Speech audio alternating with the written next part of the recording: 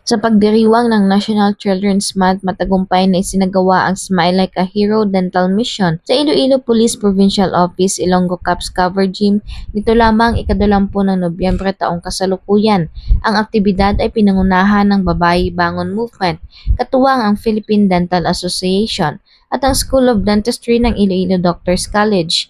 Ang programa ay may temang Break the Prevalence and Violence, Protecting Children, Creating a Safe Philippines na naglalayong magbigay ng libreng serbisyong dental sa mga bata at isang mahalagang hakbang upang mapanatili ang kanilang kalusugan.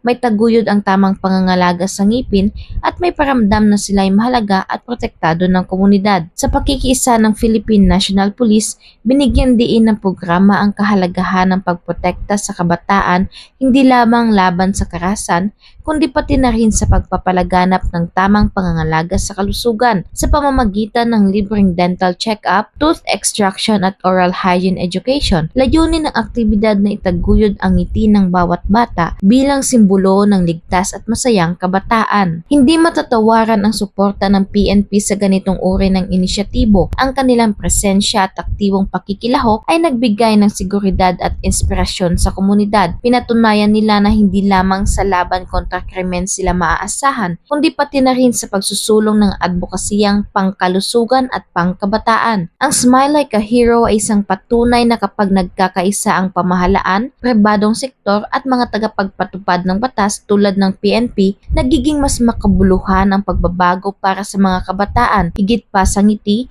layunin nitong magbigay ng pag-asa at seguridad para sa mas maliwanag na kinabukasan ng bawat bata. Mula dito sa Police Regional Office 6, ako ang inyong PNN Correspondent, Patrolwoman Glidel Astrologo, alagad ng batas, tagataguyod ng Balitang Pulis.